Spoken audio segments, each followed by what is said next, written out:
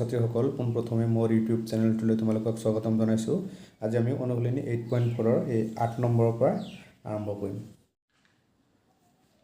সুতমূল এই আখৰে বুজোৱা হয়। সুতমূলৰ ফৰ্মুলা হ'ল p whole bracket 1 plus r by 100 whole to the power n। এইটো হয় সুতমূল বা সবৃদ্ধিমূল। এই আখৰটোৱে সুতমূল বা সবৃদ্ধিমূল বুজায় আৰু p বুজায় মূলধন, r বুজায় সুতৰ হাৰ, n বুজায় সুতৰ সময়। আৰু মিশ্ৰ সুতৰ ফৰ্মুলা হ'ল সবৃদ্ধিমূল মাইনাছ p, নাইবা মিশ্ৰ সুতৰ ফৰ্মুলা এনেকৈ লিখিব পাৰি a মাইনাছ p। a মানে হ'ল সবৃদ্ধিমূল বা সুতমূল, মাইনাছ p মানে হ'ল মূলধন, নাইবা আকৌ এনেকৈও লিখিব পাৰি মিশ্ৰ সুতৰ ফৰ্মুলা যে মিশ্ৰ সুত ইকুৱেল টু, তাৰমানে ইয়াত a আছে, a মানে আমি কি পাইছোঁ যে p whole bracket 1 plus r by 100 whole to the power n minus p। ইয়াৰ যিকোনো এটা ইউজ কৰি আমি এই মিশ্ৰ সুত নিৰ্ণয় কৰিব পাৰি, আৰু সুতমূল নিৰ্ণয় কৰিবলৈ হ'লে এইটো ফৰ্মুলা ইউজ কৰি আমি সুতমূল নিৰ্ণয় কৰিব পাৰি। 8 নম্বৰটো চাওক কি কৈছে, প্ৰতি 6 মাহৰ মূৰে মূৰে সুত গণনা কৰিলে 2000 টকা 1.5 বছৰত 4% বছৰি সুতৰ হাৰত মিশ্ৰ সুত নিৰ্ণয় কৰা। ইয়াত দিয়া আছে আমাৰ মূলধন কিমান দিয়া আছে 2000 টকা।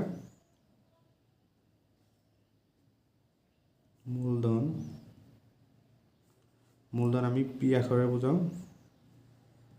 2000 টকা।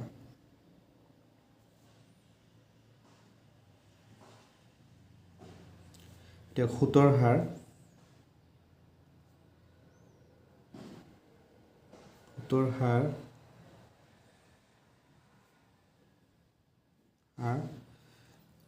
কিমান দিয়া আছে 4%, কিন্তু এইটো বছৰেকীয়া হিচাপত 4% দিয়া আছে, কিন্তু আমাৰ সুতটো 6 মাহৰ মূৰে মূৰে গণনা কৰিব দিছে। এতিয়া 6 মাহৰ মূৰে মূৰে গণনা কৰিলে আমি এবছৰত 6 মাহ কেইটা পাম, দুটা। এই 4ক আমি 4%ক 2ৰে হৰণ কৰিব লাগিব, তেতিয়া 2% ওলাব, কাৰণ আমাৰ সুত 6 মাহৰ মূৰে মূৰে গণনা কৰিব দিছে। তেতিয়া আমি এনেকৈ লিখি ল'ব পাৰিম যে 4% ডিভাইড 2। কাৰণে লিখিলোঁ, আমাৰ সুতটো 6 মাহৰ মূৰে মূৰে গণনা কৰিব দিছে। এবছৰত 6 মাহ কেইটা পাম আমি, দুটা, সেইকাৰণে ইয়াক আমি 2ৰে হৰণ কৰিলোঁ। এতিয়া কিমান হ'ব 2%। তাৰপিছত সুতৰ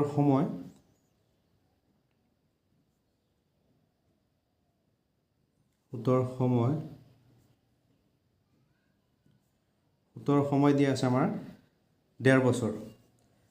সুতৰ সময় দিয়া আছে 1.5 বছৰ, কিন্তু সুত কি কৰিছে 6 মাহৰ মূৰে মূৰে হিচাপ কৰিছে। 1.5 বছৰৰ কাৰণে লৈছে, কিন্তু আকৌ সুত 6 মাহৰ মূৰে মূৰে হিচাপ কৰিছে। তাৰমানে 1.5 বছৰত কিমান হ'ব 18 মাহ। 18 মাহক আমি 6ৰে হৰণ কৰিলে কিমান হ'ব 3। এতিয়া সুতৰ সময় n ইকুৱেল টু কিমান হ'ব 3 হ'ব। n equal to 3। সুতৰ সময় n ইকুৱেল টু 3 বছৰ। কেনেকৈ হ'ল মই আৰু এবাৰ কৈ দিছোঁ যে আমাৰ ইয়াত দিয়া আছে 1.5 বছৰৰ সুত, কিন্তু সুতটো আমাৰ 1.5 বছৰ সময় দিয়া আছে। সুত 6 মাহৰ মূৰে মূৰে হিচাপ কৰিছে। 1.5 বছৰত 6 মাহ কেইটা থাকিব 3টা, এনেকৈ ক'ব পাৰা, নাইবা 1.5 বছৰত কিমান হ'ব 18 মাহ। এই 18 মাহক আমি 6ৰে হৰণ কৰিম, 3 পাম, কাৰণ 6 মাহৰ মূৰে মূৰে সুত গণনা কৰিব দিছে। এতিয়া সুতমূল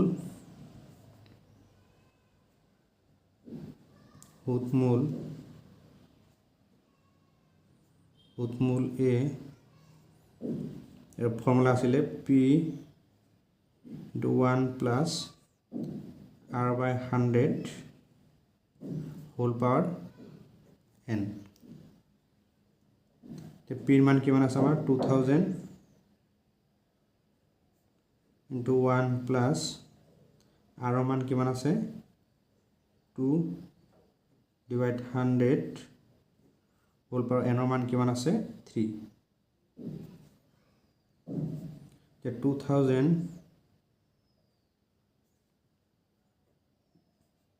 এটা যদি আমি এই 100 লসাগু লওঁ, কারণ ইয়াৰ তলত কি আছে 1 এটা আছে, এই 1টো 100ত কেইবাৰ যাব 100 বাৰ যাব। এই 100 1 এর লগত পূরণ হলে কিমান হ'ব 100 হ'ব, প্লাস এই 100 100ত এবাৰ যাব, 1 2 লগত পূৰণ হলে 2 হ'ব। 2000 100ৰ লগত যদি 2 প্লাস কৰি দিওঁ কিমান হ'ব 102 হ'ব, ডিভাইড 100 কিউব। কিউব আছে এইটো আমি 3 বাৰ পূৰণ কৰি দিম 2000 into 102 divide 100 into 102 divide 100 into 102 divide 100 এতিয়া আমি শূন্যকেইটা কাটি লওঁ এই শূন্য কাটিব পাৰিম এই শূন্য কাটিব পাৰিম আকৌ এই শূন্য কাটি দিব পাৰিম এৰ তলত থাকিল 1 into 1 কৰিলে কিমান পাম 1 পাম আৰু ইয়াত দুটা 0 এটা তিনিটা তো 1000 পালো 1000 এতিয়া আমি 102 into 102 into 102 কৰিম তাৰ লগত আকৌ এই 2 পূৰণ কৰি দিম তে 102 into 102 এইখিনি পূৰণ কৰি দিম তো পূৰণ কৰি পালে আমি 10404 ইয়াৰ লগত আমি আকৌ 102 পূৰণ কৰিম 102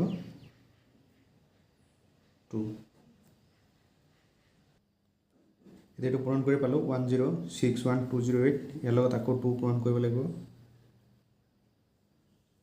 2 পূৰণ কৰিলে পাম আমি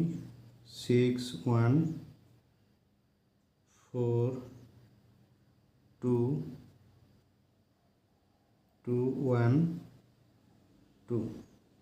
কিমান পালো 2122416 তে লিখিলো আমি 2122416 পালো 2122416 এতিয়া তলত কি আছে আমাৰ 1000 আছে এটোক আমি 1000 এৰ হৰণ কৰিব লাগিব কিন্তু তলত যদি অকল শূন্য থাকে এই শূন্য যদি আমি একেটা যদি হৰণ কৰি দিও তেতিয়া কি হ'ব তিনিটা শূন্য আছে তিনি গড় বাওফালে দশমিকটো বহাই দিলে হৈ যাব তিনি গড় বাওফালে হলে 1 2 3 ইয়াত আহিব মানে 2122 পইণ্ট কিমান হ'ব 41 এবাৰ আমি দশমিকৰ পিছত 2 গড় ললো কিমান পালো 2122.41 এটো পালো আমি হুতমূল এটাকে মিশ্র হুত নির্ণয় কৰিব লাগিব এটাকে মিশ্ৰ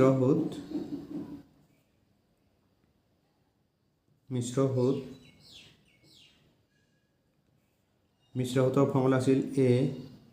minus p এ মানে হল হুতমূল বা সবৃদ্ধিমূল আমি কিমান পালো 2122.41 মাইনাস মূলধন কিমান পাইছিল আমি 2000 টাকা এতিয়া 2122.41 ৰ পৰা আমি 2000 যদি মাইনাস কৰি দিও এট পয়েন্টৰ পিছত দুটা সংখ্যা আছে ইয়াত আমি 0 0 দিলো 2000 0 0 0 2.41 2 2 1 2 পৰা 2 মাইনাস কৰিলে 0 এটো পালো আমি 122.41 টকা ইয়াত ফৰ্মুলাৰ বিষয়ে মানে লিখা নাই ইয়াৰ আগৰ ভিডিঅ'ত ফৰ্মুলাৰ বিষয়ে ডিটেইলছত আছে তোমালোকে তাৰ পৰা চাব পাৰিবা মই ইয়াত ডাইৰেক্ট কৈছো তে 9 নম্বৰটো চাও 9 নম্বৰত কি কৈছে মিশ্ৰ হুতত কি মূলধনৰ ওপৰত শতকৰা 4% বছৰি হুতৰ হাৰত 2 বছৰৰ হুতমূল 4500 টকা হ'বগৈ মানে ইয়াত কি কৈছে আমাৰ মিশ্ৰ হুতত কি মূলধনৰ ওপৰত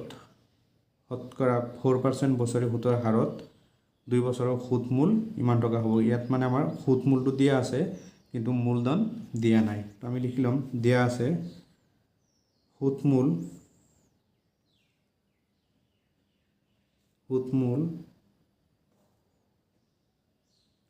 বা সবৃদ্ধিমূল কিমান দিয়া আছে 4500 টকা 4500 টকা আৰু হুতৰ হাৰ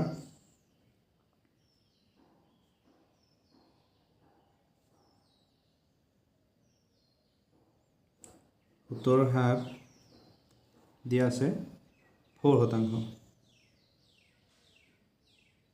আৰু সুতৰ সময়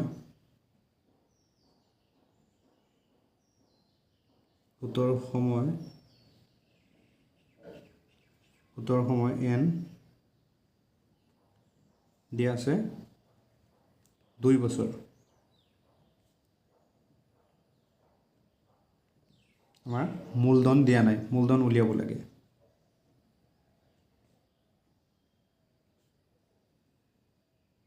মূলধন P equal to এইটো আমাৰ নিৰ্ণয় কৰিব লাগে প্ৰথমে আমি সুতমূলৰ ফৰ্মুলাটো বহাই লওঁ এটাকে সুতমূল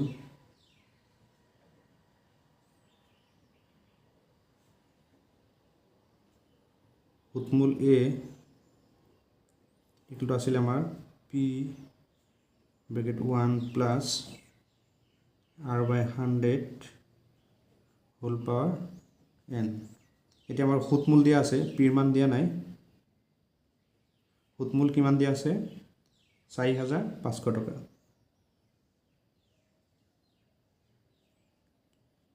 এতিয়া পিৰ মান দিয়া নাই পিটো এনেকৈ ৰাখি দিম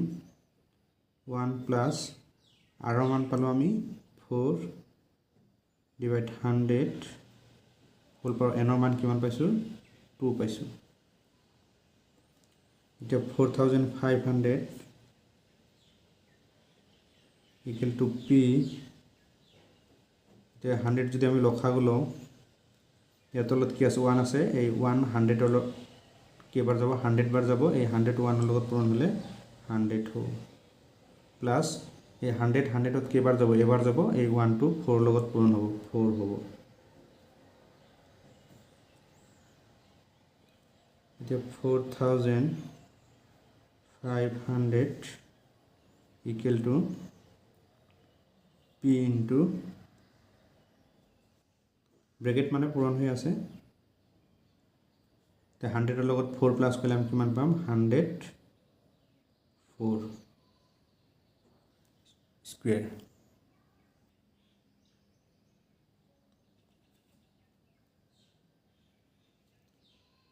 $4,500 equal to P into এতিয়া 100 ক যদি আমি 4 ৰে কাটি দিও কিমান যাব 25 আৰু 104 ক যদি আমি 4 ৰে কাটি দিও কিমান যাব 26 মানে 104 ক আমি 4 ৰে কাটিলো 26 বাৰ গল আকৌ 100 ক 4 ৰে কাটিলো 25 বাৰ গল মানে আমি কিমান পালো 26/25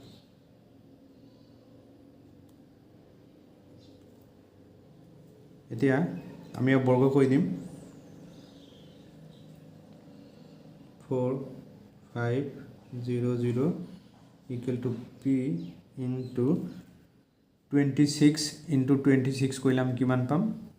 26 into 26 কৰিলে পাও আমি 676 divide 25 into 25 কৰিলে আমি পাও 625 এতিয়া এই 625 টো কি আছে এফালে হৰণ হৈ আছে এফালে আনিলে কি হ'ব পূৰণ হ'ব মানে 4500 into এটো হৰণ আছে এফালে আনিলে পূৰণ হ'ব 625 equal to আমাৰ কিমান থাকিলে P আকৌ এই 676 টো P লগত পূৰণ হৈ আছে এফালে আনিলে কি হ'ব হৰণ হ'ব 676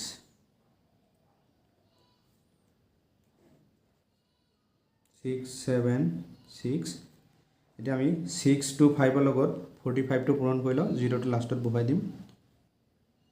6 to 5 ইয়াক আমি পূৰণ কৰিম 45 এ 45 এ দি এতিয়া পূৰণ কৰি পালো আমি 28125 28125 আৰু 0 দুটা আছে বহুৱাই দিলো এতিয়া আমি 2812500 67 6 হৰণ কৰিব লাগিব এতিয়া 281250 ইয়াক আমি 6 7 6 হৰণ কৰিম এতিয়া প্ৰথম কি যাব 4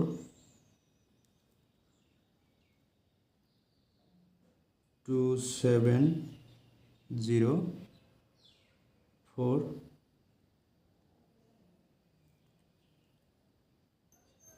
এতিয়া আমি ইয়াক হৰণ কৰি পালো 4160.5 4160.5 ইকুৱেলছ টু কি আছে পি পি মানে মূলধন এতিয়াকে আমি মূলধন কিমান পালো এতিয়াকে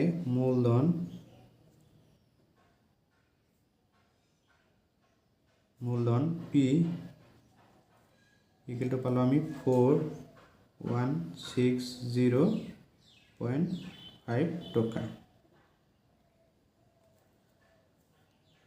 এবাৰ তোমালোকে আৰু এটা হাই এনেকৈ লিখি ল'ব পাৰা যে পি ইকুৱেল টু ইমান হ'ব এইটোৱে হৈ যাব তাৰমানে মূলধন উলিয়াব দিছিলে আমাৰ মূলধন পালোঁ আমি 4160.5 বা 50 পইচা এইটো হ'ল 9 নম্বৰ এনসাৰ 10 নম্বৰটো চাওক মিশ্ৰ সুতত শতকৰা বছৰি কি হাৰত 576 টকা 2 বছৰৰ মূৰত 625 টকা হ'ব তাৰমানে ইয়াত কি কৈছে যে মিশ্ৰ সুতত শতকৰা বছৰি কি হাৰে তাৰমানে ইয়াত আমাৰ আৰ উলিয়াব দিছে মূলধন দিয়া আছে কিমান আমাৰ 576 আৰু সুতমূল দিয়া আছে 625 আৰু সময় দিয়া আছে 2 বছৰ ইয়াত আমাৰ আৰ নিৰ্ণয় কৰিব লাগে মানে সুতৰ হাৰ দিয়া আছে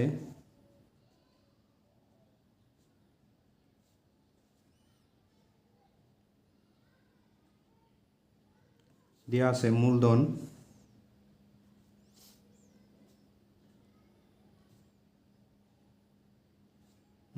P equal to 576 টকা আৰু সুতৰ সময় বা সুতৰ হাৰ দিয়া নাই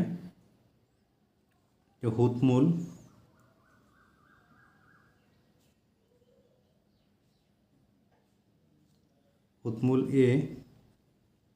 কিমান দিয়া আছে 625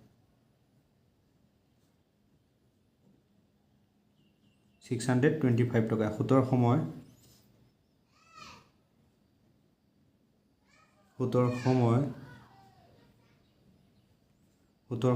n ইকুৱেল টু দিয়া আছে 2 বছৰ সুতৰ হাৰ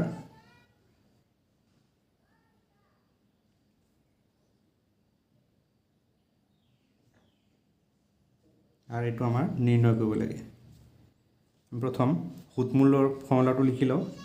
এতেকে সুতমূল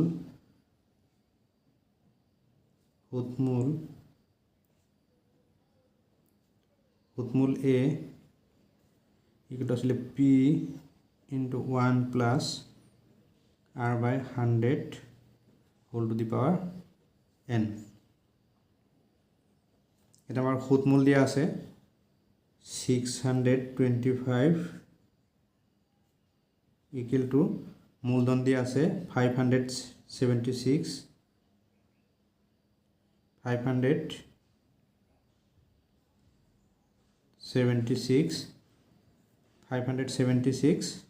to 1 plus R মান দিয়া নাই n মান দিয়া আছে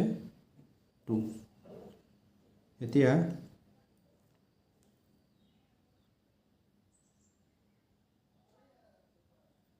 এতিয়া 576 ইয়াৰ লগত কি হৈ আছে পূৰণ হৈ আছে এফালে আনিলে হৰণ হ'ব মানে কি হ'ব 625 এটো পূৰণ আছে এফালে আনিলে হৰণ হৈ যাব 576 ইকুৱেল টু এফালে থাকিব 1 প্লাস r by 100 2 মানে স্কোয়ার এতিয়া আমি যদি 25 বর্গ কৰো কিমান পাও 625 পাও আৰু যদি 24 বৰ্গ কৰো আমি কিমান পাম 576 পাম 25 বৰ্গ কৰিলে কিমান পাম 625 আৰু 24 বৰ্গ কৰিলে পাম 576 তনি লিখিব পাম আমি 25 ডিভাইড 24 বৰ্গ কৰিলো ইকুয়াল টু কিমান আছে 1 প্লাস r by 100 এতিয়া আমি যদি 25 বর্গ কৰি দিও তাৰ মানে স্কয়াৰ স্কয়াৰ কি যাব ক্যান্সেল যাব এবাৰ স্কয়ার স্কয়ার ক্যান্সেল গলে কি থাকিব 25 by 24 25 by 24 তাৰ মানে আমি বৰ্গমূল নিৰ্ণয় কৰিলো 24 ইফালে কিমান থাকিব 1 প্লাস r by 100 এতিয়া 1 টো প্লাস আছে ইফালে আনিলে মাইনাস হ'ব 25 divided 24 minus 1 equal to কিমান থাকিব r by 100 এটা আমি 24 যদি লখাগু লও ইয়াৰ তলত 1 এটা আছে 24 24 এবাৰ যাব এই 125 লগত পূৰণ হলে 25 মাইনাস ইয়াৰ তলত আছে 1 124 কেবাৰ যাব 24 বাৰে যাব এই 24 লগত 1 পূৰণ কৰিলে কিমান পাম আমি 24 পাম ইকুৱেলস টু আছে কিমান আমাৰ r by 100 24 25 পৰা 24 মাইনাস কৰিলে আমি পাম 1 ইকুৱেলস টু কিমান আছে r by 100 এতিয়া আমি যদি ক্ৰস মাল্টিপ্লিকেশন কৰি দিও মানে বজ্ৰপূৰণ এটো r ৰ লগত কি হ'ব 25 টু 24 পূৰণ হ'ব আৰু 1 ৰ লগত 100 পূৰণ হ'ব তাৰ মানে এটো আমি এনেকৈ লিখিব পাৰিম যে r * 24 তাৰ মানে 24r হ'ব equals to 1 ৰ লগত 100 পূৰণ কৰিলে কিমান হ'ব 100 হ'ব এতিয়া 24 টো পূৰণ আছে ইফালে নিলে কি হ'ব হৰণ হ'ব 100 ডিভাইড 24 এতিয়া আমি ইয়াক 4 এৰে কাটিব পাৰিম 4 যাব কিমান 6 4 যাব কিমান 25 then r equal to পালো আমি 25 by 6 এটা 25 অফ 6 এৰে হৰণ কৰি দিম কিমান যাব 4 24 1 r equal to আমি লিখিব পাৰিম 4 সমষ্টি 1 by 6 বা 4 সমষ্টি 6 ভাগৰ 1 আমাৰ যেটো r নিৰ্ণয় কৰিব দিছিলে তে লিখিম আমি শতকৰা সূতৰ হাৰ এতেকে শতকৰা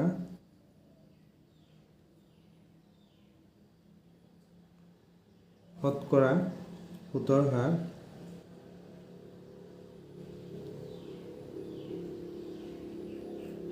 r